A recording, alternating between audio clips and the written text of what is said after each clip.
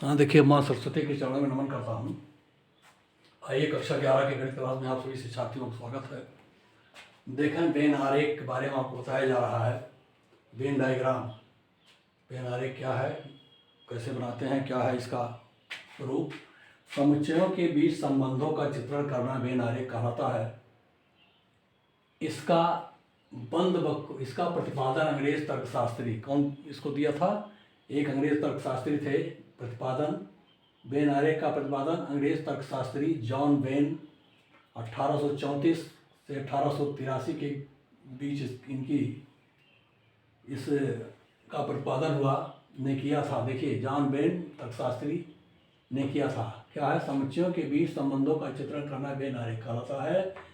इसका प्रतिपादन अंग्रेज तर्कशास्त्री जॉन वेन ने किया था।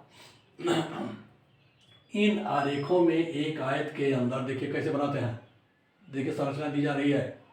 इन आरेखों में एक आयत के अंदर बंद वक्रों अर्थात वृत्त के रूप में समस्त उपसमुच्चयों को उनके संबंधों और गुणों को अंतर्विष्ट करते हुए प्रयुक्त आयत के कोने पर यू सार्वत्रिक समुच्चय का संकेत लिखते हुए आरेखित किया जाता है। जैसे ए बराबर 1 2 3, बी बराबर 2 4 6 और सी बराबर 1 2 6 का वेन आरेख आपको यहाँ दिखाया गया। देखिए, एक आयत बनाया गया, इसके कोने पर एक यू संकेत लिखा गया जो यहाँ दिया गया है, और समुच्चय ए में जो जो अवयव है उनको लिखा गया 1 2 3। देखिए 1 2 3। इसी प्रकार बी में उपस्थित है वो 2 4 6। देखिए 2 4 6।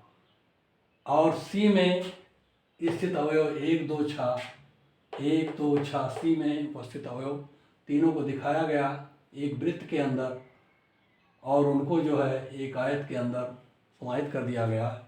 ये देखिए, इस सारे गुणों को ये प्रदर्शित कर रहा है।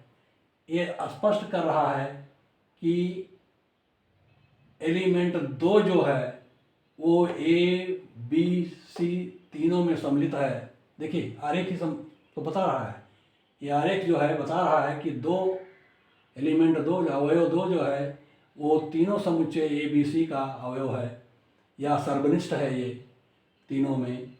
दूसरा देखिए, 2 और 6 सी में सम्मिलित है। 2 और 6 केवल सी में सम्मिलित है और बी में भी सम्मिलित है। 2 और 6 किसमें है? बी और सी दोनों में सम्मिलित है, लेकिन 2 तीनों में सम्मिलित है, ए बी सी तीनों में। ध्यान दें, शेष अवयव 3 1 देखिए, 1 और 2 1 2 6 ये सी के अवयव हैं, लेकिन एक ऐसा अवयव है जो ए में भी है और सी में भी है। देख लीजिए, सी में भी एक है और ए में भी है। तो यहाँ देखिए, आपको दिखाई पड़ रहा होगा कि एक जो है वो सी में भी है और ए में भी है।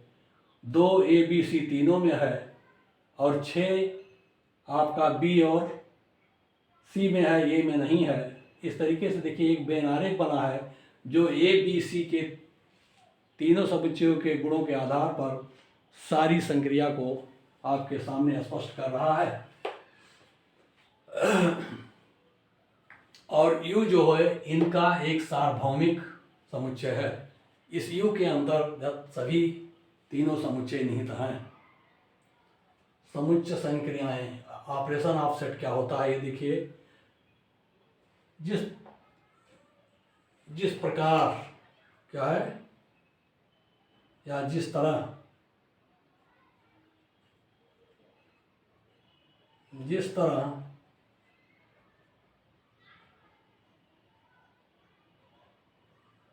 तरह संख्याओं पर योग गुणन घटाना भाग आदि संक्रियाएं संपादित होती हैं, उसी प्रकार समुच्चयों पर सम्मिलन, अंतर, सर्वनिष्ठ, कॉमन या इंटरसेक्शन आदि तरह की संक्रियाएं संपन्न होती हैं, जिन्हें हम समुच्चय संक्रियाओं के नाम से जानते हैं।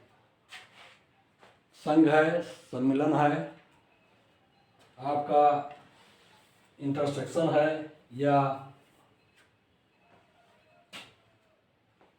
सर्वनिष्ठ है, घटाना है समुच्चयों का, ये सब संक्रियाएं जो हैं समुच्चय पर संपादित होती हैं, इन्हीं को संक्रियाओं को हम समुच्चय संक्रियाएं कहते हैं। पहला सम्मिलन संक्रिया लीजिए आप, यूनियन ऑफ सेट, वह संक्रिया जो दो या दो से अधिक समुच्चयों में उपस्थित सभी अवयवों को पुनरावृत्त विहीन करते हुए किसी एक समुच्चय में अंतर्विष्ट किया जाना ही समुच्चयों का सम्मिलन संक्रिया कहलाता है। क्या है? दो या दो से अधिक समुच्चय हों, उनके सभी अवयवों को क्या किया जाए? एक समुच्चय में रख दिया जाए, लेकिन कैसे रखा जाए? पुनरावृत्त विहीन करते हुए। उन अवयवों की पुनरावृत्ति नहीं होनी चाहिए, एक ही बार लिखा जाना चाहिए। समुच्चयों की सम्मिलन संक्रिया कहलाती है। इसे प्रतीक रूप में A union B dot dot, कई हैं तो कई समुच्चय लिखे जाएंगे यूनियन में। ए यूनियन बी लिखते या पढ़ते हैं, जैसे ए बराबर है 2 4 6 8, बी बराबर 6 8 10 12, तो ए यूनियन बी बराबर हो जाएगा आपका 2 4 6 8 10 12। देखिए 6 8, देखिए 2 बार नहीं लिखा गया, केवल एक बार, जबकि दोनों में आया है। 6 8 ए में भी है, बी में है, लेकिन इनका पुनरावृत्ति कहीं नहीं हुई है। पुनरावृत्ति विहीन किया जाता है, हमको पुनरावृत्ति नहीं होना चाहिए। अब देखिए इसका हमने बेन आरेख भी बनाया है, देख लीजिए क्या है बेन आरेख इसका। एक यू आयत के अंदर यू लिखा गया, ए और बी दोनों के लिए सर्वनिष्ठ को 6 8 को चूँकि दोनों में है, इसको कॉमन बिंदु में रख दिया गया 6 8, जो ए और बी दोनों में है। ए में फिर 2 4 लिख दिया गया और बी में 10 12 लिख दिया गया। देखिए ये आपका बेन आरेख बन गया। इस तरीके से बेन आरेख बनेगा। सम्मिलन संक्रिया के कुछ गुणधर्म हैं, देखिए A union B to B union A होता है, क्रम विनिमय का नियम है। दूसरा है A union B union C, ये बराबर होगा A union B union C, ये सहचर्य नियम है। दूसरा देखिए A union phi to A, यह तस्तमक नियम है। फाई संक्रिया यू का तस्तमक अवयव है। तस्तमक अवयव क्या है? यूनियन संक्रिया का तस्तमक अवयव फाई होता है। अब आता है A union A equal to A, ये क्या है? वर्गसम नियम है। ये उसी समुच्चय का उसी के साथ यूनियन बनाने में वही समुच्चय प्राप्त होगा, ये वर्गसम नियम है। पांचवा देखिए यू यूनियन ए बराबर होगा यू, क्योंकि ये क्या है? सार्वभौमिक नियम है। यू क्या होता है? सार्वत्रिक समुच्चय है, इसलिए वो दोनों का यूनियन बनाने पर क्या होगा? यू बन जाएगा, ए यू में जाके समाहित हो जाएगा। अब आता है आपका देखिए छठवां A union B union C, ये बराबर होगा A union C union B union C. B union C का यूनियन बनाइए, फिर ए यूनियन सी का यूनियन बनाइए, सबका यूनियन बना लीजिए, तो आपका ये वितरण नियम पर लागू होता है, डिस्ट्रीब्यूटिव लॉ है। समुच्चयों का सर्वनिष्ठ देख लें, ए और बी का सर्वनिष्ठ उन सभी अवयवों का समुच्चय है जो ए और बी दोनों में उपस्थित हों, वैनिष्ठ हों।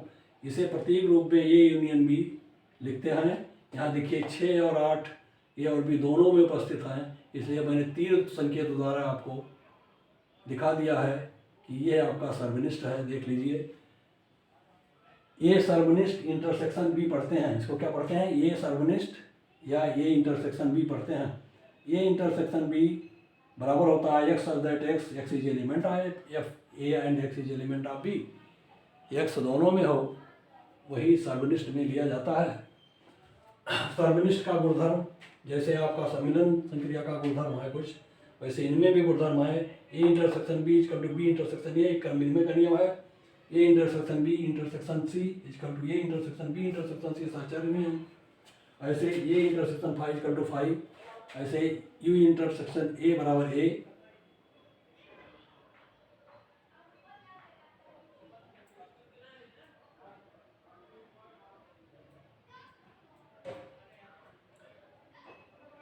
फाई और यू नियम से, यूनिवर्स नियम से और फाई नियम से, यह है ये क्या है, ए इंटरसेक्शन ए बराबर ए बर्गसन नियम से, जो ऊपर आपने अभी देखा है। पांचवा देखें, A intersection B intersection C बराबर A intersection B intersection A intersection C, ये वितरण नियम से, डिस्ट्रीब्यूटिव लॉ। इस प्रकार आप देखिए एक संक्रिया और बच रही है, समुच्चयों का अंतर। देखिए यहाँ हम बता रहे हैं आपको, समुच्चयों ए और बी का अंतर उन अवयवों का समुच्चय है जो ए में हो और बी में ना हो। जैसे ए बराबर 1 2 3 4 5 6 और बी बराबर दिया है 2 4 6 8, तो आप देख लीजिए 2 2 यहाँ है कैंसिल, 4 4 यहाँ है, बी का 4 ए के 4 दोनों समान है, यानी सर्वनिष्ठ अवयवों को आप खत्म कर देंगे। तो सर्वनिष्ठ अवयव देखिए 2 4 6 8 तो उसमें है ही नहीं, कोई बातें नहीं है। 2 4 6 इसमें घटा दीजिए, तो 2 4 6 घट गया, बच गया 1 3 5, तो ए माइनस बी आ गया आपका 1 3 5। अभी बी माइनस ए जब निकालेंगे आप, तो बी में से ए को घटाना है, तो ए के सभी अवयव घटाइए। देखिए 2 2 घट गया, 4 4 घट गया, 6 6 घट गया, तो 3 घट गया, बचा 8 B minus A equal to 8 और A minus B equal to 1 3 5। इस तरीके से अंतर हम निकालते हैं। धन्यवाद।